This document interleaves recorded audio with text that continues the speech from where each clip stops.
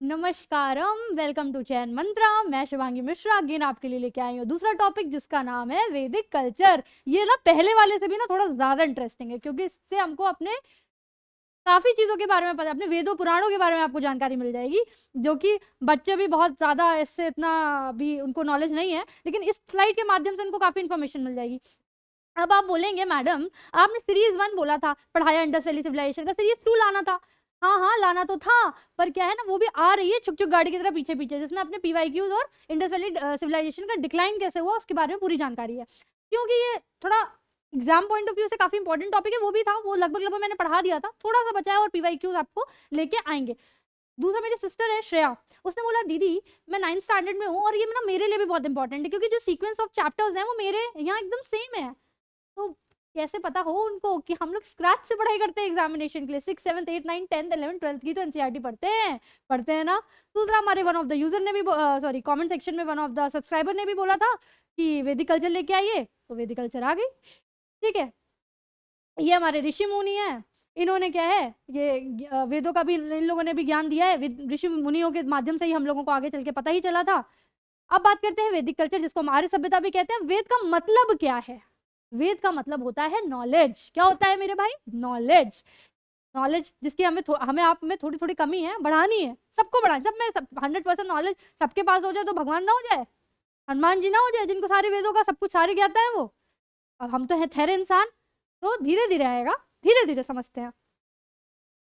अब ये आया फ्लो चार्ट। क्या आया? Flow chart. फ्लो चार्ट में क्या दिया हुआ है आपको? दिया हुआ है कि सबसे पहले क्या आया? Primitive life. हाँ जी, ये वही वाली लाइफ है जिसमें हम 4 पैरों से चला करते थे, फिर हम 2 पैरों से चलने लगे, फिर पत्थर रगड़ रगड़ के हमने चिंगारी का आविष्कार किया, वही अर्ली मैंस। ठीक है, ये वही वाली लाइफ है। ये क्या थी? नोमैडिक लाइफ थी, मतलब चरवाहों जैसा जीवन ये व्यतीत करते थे, एक जगह से दूसरे का चलते थे, जहां इनको सुविधा मिल जाती थी वहां ठहरते थे, फिर आगे निकल बनते थे। दूसरा आया इंडस वैली सिविलाइजेशन, जो कि एक बहुत ही बढ़िया सभ्यता थी, एक नगरीय सभ्यता थी, काफी सिविलाइज थी भाई साहब, बहुत सिविलाइज थी। तीसरा है वैदिक कल्चर, जो कि सेमी नोमैडिक, क्योंकि अर्ली वैदिक पीरियड में थोड़ा ग्रामीण सभ्यता थी, लेटर ऑन क्या सेमी अर्बन सभ्यता थी जब महाजनपद एंड ऑल आए। ठीक है, जब वैदिक, आपको पता है ये एक इंटरेस्टिंग फैक्ट है, जब वैदिक कल्चर लोगों को पता चला, जब उत्खनन वगैरह हुआ, लोगों को पता चला अच्छा पहले आर्य सभ्यता आई, तो आर्य सभ्यता के टाइम के पहले ना लोगों को इंडस वैली के बारे में कुछ जानकारी नहीं थी। लेकिन जब लेटर ऑन को पता चला कि अच्छा इंडस वैली सभ्यता भी है जो कि उससे भी मतलब सिविलाइज्ड के मामले में, नगरी सभ्यता के मामले में उससे ज्यादा विकसित थी, तो इस सभ्यता का भी हमें ज्ञान हुआ। अब आते हैं सीधे स्ट्रेट टू द टॉपिक, वैदिक कल्चर। वैदिक कल्चर जो कि हमारा टॉपिक है, जिसको हमारे सभ्यता भी कहते हैं, और हम क्या है? आर्य हैं। ठीक है, हम अपने आप को आर्य कहते हैं। ये 2 पार्ट में डिवाइडेड है, अर्ली वैदिक पीरियड है, लेटर वैदिक पीरियड। ठीक है, मैं थोड़ा इधर आ जाती हूँ, आपको समझने में दिक्कत हो ना हो इसलिए। अर्ली वैदिक जो है उसमें वो 1500 बीसी से स्टार्ट होकर 1000 बीसी तक था, जो जिसमें सबसे पहला वेद जो आया वो ऋग्वेद है। It is the father of all the Veda. Samaveda, Yajurveda, Atharvaveda का फादर है ये। अब कैसे फादर है? क्योंकि सबसे बड़ा वेद है और सबसे पुराना भी, ठीक, जिसमें सारे मंत्रों के बारे में, सारी इंफॉर्मेशन के बारे में ज्यादातर हमें किससे पता चला है? ऋग्वेद के बारे में। इसी से ये 3 वेद निकले हैं। ठीक है, लेटर वैदिक पीरियड जो कि 1000 बीसी से आपका 600 बीसी तक है, अगेन वही सामवेद, यजुर्वेद और अथर्ववेद। सामवेद से आप याद कर लीजिएगा, सामवेद किसके लिए है? संगीत से रिलेटेड है, ये मंत्रों से रिलेटेड। ऋग्वेद मंत्रों से रिलेटेड है, सामवेद आपका सा से सामवेद और सा से संगीत। यजुर्वेद या से यज्ञ या से यजुर, यज्ञों से, यज्ञों के उल्लेख है उसमें, किस तरीके से कौन सा यज्ञ करना चाहिए, किस यज्ञ से कौन सी फल की प्राप्ति होगी। और अथर्ववेद जैसे ब्लैक मैजिक वगैरह, तंत्र मंत्र की इन्फॉर्मेशन कहाँ से मिलती है? अथर्ववेद से मिलती है। चिकित्सा की नॉलेज में अथर्ववेद से ही मिलती है। ठीक है, अब आते हैं वैदिक काल के स्रोत, मतलब किस सोर्सेस के थ्रू हमें कालों के बारे में पता चल, मतलब इस काल के बारे में पता चला। जनरली हमें किसके? आर्कियोलॉजिकल सोर्सेस के थ्रू पता चलता है, पुरातत्व विभाग के थ्रू और लिटरेरी सोर्सेस के थ्रू, राइट। अब नेक्स्ट आ जाते हैं थ्योरी ऑफ वैदिक कल्चर। अब भैया ये है इंपॉर्टेंट टॉपिक, कहें कहाँ है? अब बताएं कहाँ है? इसलिए क्योंकि ये जो भाई साहब हैं इनको देखिए बड़े ध्यान से, हाँ हाँ यही है वो, ये है मैक्स मुलर भाई साहब, ठीक, जो वैसे ताल्लुकात रखते हैं जर्मनी से। अब इन्होंने एक थ्योरी दी कि जो आर्य थे वो भारतीय मूलता नहीं थे, वो कहाँ से आए हैं? सेंट्रल एशिया से आए हैं। ठीक है, ऐसे तो थ्योरी बहुत सारी है, बट हमने 3 चुनिंदा निकाली है कि इंपॉर्टेंट है point of view, exam point of view से। Back to Max Muller ji. Max Muller ji ने कहा कि हम जो आ रहे हैं वो सेंट्रल एशिया से आए हैं और ये भारतीय हम मूलता नहीं है, जबकि मुझे ऐसा नहीं लगता, क्योंकि दो जो बाकी फिलोसोफर हैं वो ये नहीं मानते कि ये रामायण या महाभारत के कोई, इनको लगता नहीं कि ये कभी एग्जिस्ट करता था, इनके साक्ष्य नहीं मिले। जबकि जो राम सेतु है हमारा वो क्या है, ठीक है, महाभारत में भी इसके बहुत है, पूरा हमारे भगवान श्री कृष्ण का समुद्र के अंदर पूरी एक नगर मिला है। लेकिन लोग नहीं मानते, उनको लगता है कि नहीं ये दोनों, क्योंकि अगर ये मान लेंगे तो वेस्ट को हम पीछे नहीं छोड़ देंगे। उनको ये समझ में आ तो गया होगा अंदर ही अंदर कि इंडिया भारत बहुत ही आगे था और आगे है भी। अगर हमने अपने वेदों को अच्छे से समझा होता तो आज हम बहुत सुपर पावर होते। लेकिन हम ठहरे, वही है ना, हम ठहरे परदेसी, साथ क्या निभाओगे, अपने देश में परदेसी जैसा व्यवहार कर रहे हैं, ठीक है। तो देश का साथ निभाते अच्छे से, अगर वेदों को पढ़ते तो आज हम कहाँ होते। साथ निभाना चाहिए था अपने वेदों का हमें। दूसरे थे ये दयानंद सरस्वती जी, ठीक है, ये हैं, इन्होंने तिब्बत से बोला हम आर्य आए हैं, और बाल गंगाधर तिलक जी ने बोला कि हम नॉर्थ पोल से आए हैं, ठीक है। अब कुछ इंपॉर्टेंट फैक्ट्स जान लेते हैं। इंपॉर्टेंट फैक्ट कहता है, मतलब ये 4 वेद तो ही हैं, उसके पहले हमने कुछ इंपॉर्टेंट फैक्ट आपके सारे वेदों को लेके सम अप करके एक इंपॉर्टेंट फैक्ट बनाया है, क्योंकि बहुत इंपॉर्टेंट है, ये जान लेते हैं उसके बारे में। जो ये कहता है कि वैदिक कल्चर जो है, आर्य सभ्यता को क्या कहते थे, जो जिन्होंने ये सभ्यता स्टार्ट की वो आर्य कहलाते थे, मतलब वो नोबल पर्सन, श्रेष्ठ पर्सन जो थे वो आर्य थे, क्योंकि उनको संस्कृत भाषा आती थी, आम भाषा नहीं थी। आम भाषा क्या थी, प्राकृति और पाली थी उस टाइम पे। तो जो आर्य थे उनको क्या थी, संस्कृत भाषा आती थी। और आर्य किसको कहते हैं, जो श्रेष्ठ हो, नोबल पर्सन को कहते हैं। जैसे आप लोग वैदिक सभ्यता के बारे में हमें किससे पता चलता है, वेदों के बारे में, जाहिर सी बात है, माना जाता है कि वेद देवताओं द्वारा रचित थे। मतलब जो वेद थे वो क्या थे, वो श्रुति संहिता थे, मतलब कि सुन के आगे चल के और लोगों को रिसाइट की गई, ठीक। इसको मतलब स्वयं ब्रह्मा ने इसको रचा है। वेदों की रचना किसी आम इंसान ने नहीं की है, हम आप जैसे लोगों ने नहीं की है। किसने की है, स्वयं ईश्वर ने की है। इसमें हर तरीके का ज्ञान है। अगर मैं ज्ञान की बात करूं, इसमें पूरे ब्रह्मांड का ज्ञान है। आपका परमाणु बम से लेके चिकित्सा से लेके कॉस्मेटोलॉजी, कॉस्मेटिक सर्जरी, सारे ज्ञान है। अगर वही मैं बार बार कहती हूँ, अगर हमने इसको पढ़ा होता तो इसकी गहराई को समझा होता तो वेस्ट हमसे आगे नहीं होता। जो हमारे वेदों पे काम कर रहा है, जर्मनी किसके वेदों पे काम कर रहा है, हमारे वेदों पे काम कर रहा है, इसलिए वो टेक्नोलॉजी में बहुत आगे है। और हम वेस्टर्न कल्चर को फॉलो करते हैं, उसमें अपने बॉलीवुड में ही परेशान है, बॉलीवुड को ही फॉलो करने में परेशान है। हॉलीवुड बॉलीवुड में कुछ नहीं रखा है। ये सब क्या है, ये एक जगह से दूसरी जगह डोलते विचरते रहते हैं। आप अपने वेदों को पढ़िए, अपने वेदों को थोड़ा समय दीजिए, जानिए कि उनमें क्या है। बहुत गहराई में हर तरीके की नॉलेज उसमें है। अब आते हैं भाई, वेद श्रुति संहिता कहते हैं, इसके रचयिता कौन थे, इनका संकलन, वैसे तो ईश्वर ने इसको रचा है, लेकिन जो इनका संकलन किया है, किसने किया है, वेद व्यास जी ने किया है। आर्य सबसे पहले सिंधु घाटी के आसपास बसे, जाहिर सी बात है, क्योंकि इंडस वैली सिविलाइजेशन का समापन का कारण शायद कहीं ना कहीं आर्य सभ्यता ही रही होगी। लड़ाई में ये जीते होंगे और ये दिन आए होंगे। उसके बाद इन्होंने भी पंजाब एंड अफगानिस्तान को सबसे पहले ऑक्यूपाई किया। देन लेटर ऑन ये यमुना गंगा के जो प्लेन्स हैं उसके नियर बाय बसे, ठीक है। और जो एशिया माइनर है स्थित बोगज कोई, जो कि टर्की में, इंपॉर्टेंट क्वेश्चन है, में हमारे हैं, उनका उल्लेख, हमारे देव जैसे सूर्य देव, अग्निदेव, इन सबका उल्लेख उसमें है, ठीक। वर्ण व्यवस्था का वर्णन कैसे था, वेदों में है। वर्ण व्यवस्था का मतलब जो हमारे जैसे ब्राह्मण, क्षत्रिय, वैश्य, इसका वर्णन भी वेदों में दिया गया है।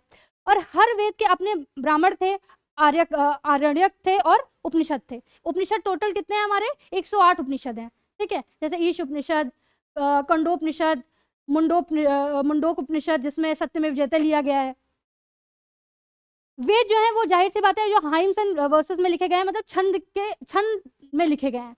ऐसे समझ लीजिए, अगर आपने बालकांड पढ़ा हो, रामायण पढ़ा हो, तो उसमें आपने पढ़ा होगा कैसे लिखे गए हैं। उसमें जैसे पहले संपुट लगता है, फिर पैराग्राफ, फिर संपुट, फिर अगेन संपुट, फिर दोहा, फिर संपुट जैसे जो तुम जानो अंतर्यामी पूर्व मोर मनोरथ स्वामी, क्या संपुट है, ठीक है। इसी तरीके से लिखे गए और गाने के माध्यम से है, मतलब ऐसा नहीं एकदम पैराग्राफ पढ़ना है, उनको गा गा के पढ़ना है। अब आते हैं ऋग्वेद में, जो कि हमारा सबसे पहला वेद है, सबसे बड़ा वेद है, सबसे पुराना वेद है, ठीक। अभी कब स्टार्ट हुआ, 1500 बीसी से 1000 बीसी में तक लगभग था।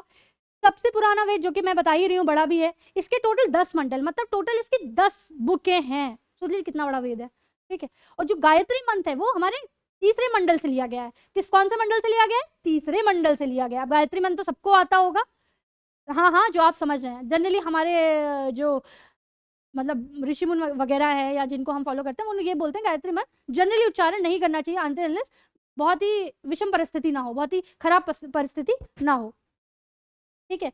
तो इसका जो रचयिता कौन है? विश्वामित्र जी रचयिता है। गायत्री मंत्र किसको समर्पित है? सूर्य को समर्पित है, सूर्य देव को हमारे समर्पित है। इसमें 1028 हाइम्स है, मतलब सूक्तियां हैं, और 10,462 आपके ऋचाएं मूल मंत्र हैं। ऋग्वेद में कर्म के आधार पर वर्ण व्यवस्था आधारित थी, ये इंपॉर्टेंट है। मतलब कि जब तक ये, क्योंकि इसमें जो एक पुरुष सूक्ति है जो कि 10वें मंडल में उल्लेख आया आपका दास शब्द का, दास शब्द के पहले पहले ये सिर्फ 3 वर्ण से ही इनको ज्ञान था, इनको 3 वर्ण के बारे में पता था आर्य को, वो थे ब्राह्मण, क्षत्रिय और वैश्य। दास वर्ड कब आया? पुरुष सूक्ति में आया 10वें मंडल में, तब इनको चौथा जो वर्ण ऐड हुआ वो था दास। यहाँ पे क्या था, लोग कर्म के आधार पे अपना वर्ण चेंज कर सकते थे। जैसे क्षत्रिय जो है वो किसमें आ सकता था? वैश्य में आ सकता था, और वैश्य क्षत्रिय में अपने कर्म के आधार पे आ सकते थे। जो स्त्रियां थी उनकी जो पोजीशन थी वो बहुत बेहतर थी, मतलब वो समिति में पार्ट लेती थी, वो यज्ञ में पार्ट लेती थी, मंत्र उच्चारण में पार्ट लेती थी, और इतना ही नहीं, रीमैरिज भी पॉसिबल था, मतलब सती प्रथा नहीं थी। सती प्रथा आपके गुप्त काल के बाद आई है, ठीक, या गुप्त काल में ही आई है इनफैक्ट, तो ये सती प्रथा नहीं थी। स्त्रियों की जो पोजीशन थी वो काफी बेटर थी, ये पितृसत्तात्मक थी। जो हमारी आर्य समाज है वो पितृसत्तात्मक था, जबकि माँ सत्तात्मक कौन था? हमारे इंडस वैली सिविलाइजेशन। मतलब यहाँ पे जो पिता की जो संपत्ति थी, या ऐसा मान लीजिए, वो किसको जाती थी? वो बेटों को ही जाती थी। लेकिन पावर जो थी वो स्त्रियों को थी, वो हर तरीके से सभा में, समिति में, यज्ञ में, हर तरीके से पार्ट लेती थी, ठीक। अब आते हैं नदियों के बारे में। वैसे तो ऋग्वेद में 21 नदियों का उल्लेख है। अच्छा, नदियों के नाम भी ना वैसे नहीं है, जैसे हम लोग पढ़ते हैं ना सिंधु रिवर या फिर सरस्वती रिवर, इन सब का अपना अपना एक अलग नाम था, ठीक है। टोटल 21 नदियों का उल्लेख है, जिसमें सर्वप्रथम जो उल्लेख है वो कुंभा का, जो कि काबुल में है। इसमें सबसे ज्यादा उल्लेख किसका है? सिंधु नदी का। जाहिर सी बात है कि सिंधु घाटी के आसपास ही सभ्यता बसी है पहले इनिशियल में, उन्हीं को इंडस वैली सिविलाइजेशन डिक्लाइन के बाद आर्य आए, तो सिंधु सभ्यता का सबसे ज्यादा उल्लेख है। और सबसे पवित्र रिवर किसको मानते थे? सबसे पवित्र नदी मानते थे सरस्वती को, ठीक है। अब बात कर लेते हैं देवताओं की। तो कौन से देवता को ही मानते थे? इंपॉर्टेंट पॉइंट है, क्योंकि इसमें क्या, हमारे जो त्रिदेव हैं, ब्रह्मा, विष्णु और महेश, इनका उल्लेख लेटर वैदिक पीरियड में है। जो अर्ली वैदिक पीरियड में सबसे ज्यादा किसका उल्लेख है? अपने समझ लीजिए सोलर सिस्टम के लगभग लगभग सारे देवताओं का उल्लेख है, जो अपने 9 ग्रह हैं उन सभी का उल्लेख है, 9 लगभग लगभग।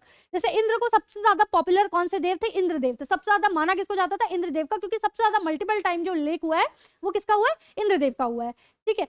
इनको पुरंदर भी कहा जाता था। इनको वर्षा ऋतु को और दुश्मनों से शक्ति, मतलब दुश्मनों के सामने शक्ति देने का देवता भी कहा जाता था, लड़ने का, दुश्मनों से शक्ति, दुश्मनों से लड़ने की शक्ति मिले। अग्नि क्या है? आग के देवता थे। ये मीडिएटर किसके? ह्यूमंस और गॉड के बीच के मीडिएटर थे अग्निदेव। वरुण देव वायु के देवता थे, सोम जंगल के देवता थे, मारुत तूफान के देवता थे, और रुद्र क्रोध के देवता थे, ठीक है भाई। अब आगे चलते हैं। अब आगे बोलते हैं कि ये जीवन यापन कैसे करते थे, मतलब कैसे रहते थे। हाँ समझो, आओ समझे, कैसे रहते थे पशुपालन और कृषि के पे इनका जीवन आधारित था। कृषि उतना नहीं, बट हाँ पशुपालन मेजर इनका कोर जीवन व्यापन का तरीका था। कृषि भी करते थे बट उतना नहीं, ठीक।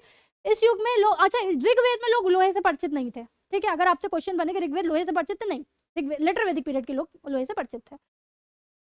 ये लोग जाहिर सी बात है कृषि करते हैं तो बुआई कटाई भी करते ही होंगे। गाय को पूज्य मानते थे, मानते हैं, मैं तो कहूंगी मानते हैं, हम आज भी गाय को माता मानते हैं। और तब गाय का ना जैसे दान भी किया जाता था, बछिया गाय सब दान किया जाता था। बछिया किसको कहते हैं? गाय बच्चे को, ठीक, इनको दान भी किया जाता था।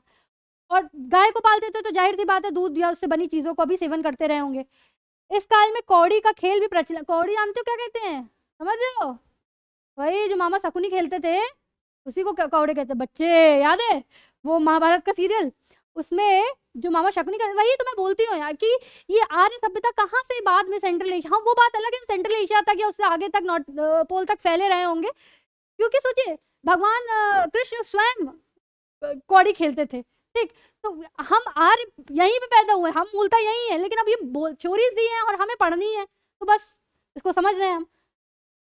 और इस काल में घुड़दौड़ रथ की प्रतियोगिता भी होती थी, ठीक। उसके बाद इस काल में संगीत के लिए क्या था? संगीत के लिए वीणा, बांसुरी, ढोल, ठीक, का उपयोग होता था। थैंक यू, स्लाइड खत्म। Thank you for the day.